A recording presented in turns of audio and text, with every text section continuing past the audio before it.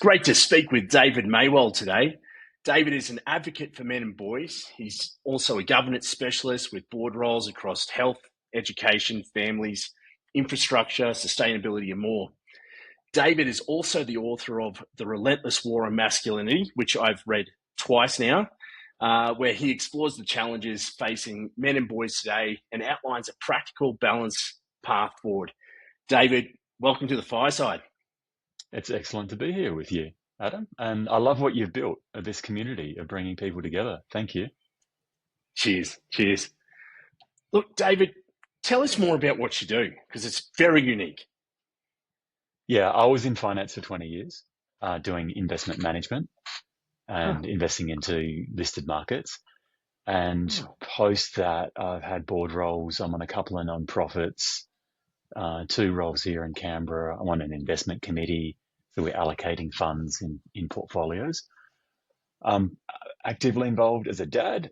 I obviously love my son and daughter and love hanging out and doing physical and adventurous stuff with them.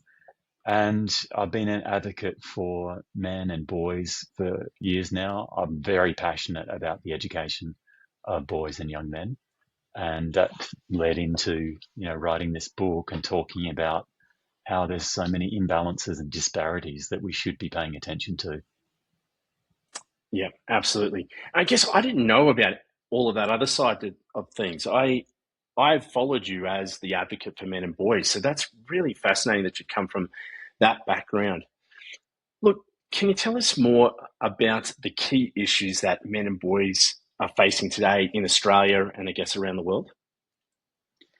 So a lot of the framing around disparities has been a mischaracterization of history. It's been a biased, selective drawing out of modern history. And it's particularly emphasized the small proportion of men who have succeeded and then put that at the expense of most women, with these oppression narratives and victim hierarchies and other things like that. But actually, if you go back through all of humanity, it's men who've been disposable. They're the ones who've always done the most risky jobs, put themselves in harm's way, protected their families and their communities. You see that today. In Australia, there are 20 men dying in the workplace for every woman dying in the workplace. So if you want to talk about disparities, 20-1 is one of the most extraordinary disparities that you can think about. So what I think we need to do is broaden the lens and have more symmetry in compassion and empathy for everyone, not just for particular groups, but broaden that lens to like white working class boys, the migrants of the sons of migrants, to the families living in tougher parts of the country, the people who don't have access to high paying jobs. So just to take the blinkers off, to stop looking at the world through feminist lenses, to take those glasses off, and just open ourselves up to the real evidence. And I actually think, red pilling is a good thing. Red pilling means you're looking at reality. It's not about being deluded. In fact, it's about having a real grasp of what's going on. Yep. Yeah. Love it. Look, tell us a bit more about your book. I've read it twice, but for those who haven't read it, give us a quick summary. If you've read it twice, it probably means you're, one of the number one fans, Adam. So thank you.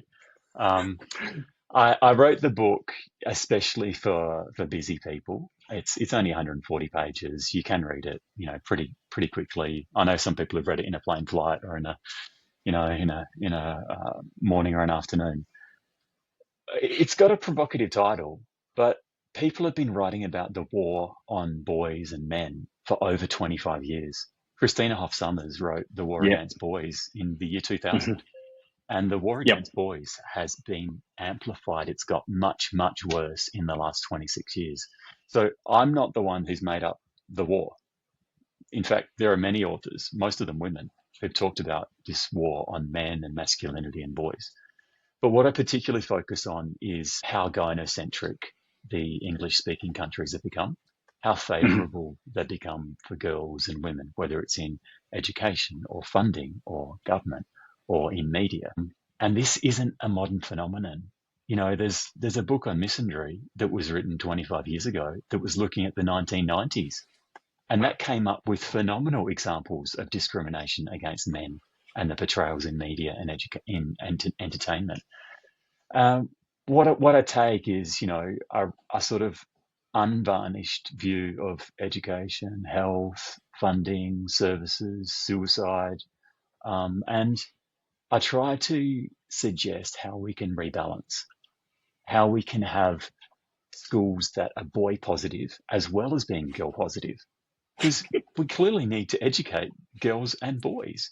If we're going to have a sustaining society, we need men and women to couple up and have children. Like, that's the definition of a working society, is that it perpetuates and that it raises healthy girls and boys into healthy men and women. So that's really the orientation here of what I'm working towards. That's just brilliant. Yeah, it's comical that is controversial to say. Wow. It is, mate. But we really went mad. We just went bonkers, and we've gone down dead end roads, and we need to make the U-turn as fast as possible to get back to balance and working together and harmony. Yep, absolutely. And what are some specific outcomes that you would like to see in the future? Well, there's a huge gap in education. If you look at the gap in literacy, the gap in high school completion, the gap in university completion, there's an enormous gap. It starts small when kids are young, but this gap grows and it gets bigger and bigger and bigger. That's our future. We need boys to remain engaged in education. We need them to learn the skills and the capabilities to deliver the products and the services that will sustain our society going into the future. So I said, I'm passionate about education for boys and young men. That's number one for me. And thankfully, there's a federal inquiry into the factors and drivers of education at the moment. And I really hope that they listen to the excellent, diagnoses and reports and other things that are coming out. In terms of, the world of work and business, we need opportunities for everyone. You can't just put all of the benefits on narrow groups of people. I started the awards for men in leadership because there are like 1 million awards out there and programs and conferences for women in leadership. But we've also got to motivate boys, young men of different ages. Like, yes, you can do it. You can start a business. Yes, you can follow your passion. Yes, you are just as worthy. You have the same dignity as anyone else. So we've got to take the shackles off, stop hyper incentivizing narrow groups of people, and we've got to share that opportunity more broadly. Just brilliant. I think you've mentioned in some of your posts about a minister for men. Is that another one of your ultimate objectives? So for a long time now, advocates have asked for a minister for men. And Victoria last week appointed the world first minister for men and boys. And there's been a lot of criticism and skepticism and cynicism about that appointment. And yes, the Victorian Labor government is leftist. They haven't been friendly. They came up with the Parliamentary Secretary of Men's Behaviour Change 2 years ago. This was in May 2024. I didn't really like that. I don't like the framing of men are wrong or men are bad and men need to change. But 2 years later, they've come up with this ministry. They didn't just announce a minister for men and boys. They announced a minister for women and girls. So you have this symmetry. You've got equality of importance and dignity for males and females. I celebrated those appointments last week. And I hope that they succeed. I genuinely hope that the Minister for Men and Boys is a game changer, that it moves things forward. And I might disagree with Jacinta Allen on many, many things, but I think this is a visionary, important milestone development. And I really wish Paul Edbroke success and to move this agenda forward, because we need it for our Yeah. society. Yep. I absolutely agree, and I share the same doubts, but I absolutely I share the same hopes. Yeah, it's just brilliant, and hopefully one soon for Australia and in other countries. And mate, let's Yeah, take the shackles off of business as well. Like, I can't believe how onerous and costly and restrictive it is to run businesses in Australia. Like, yeah, we can't keep going on with 80 to 90% of jobs being generated by taxpayers' money and by governments. That's not a sustainable economy, and that's not a healthy society. We need private enterprise and innovation, small business people, family businesses. That's what drives the development of a country. And we need to see that flourishing.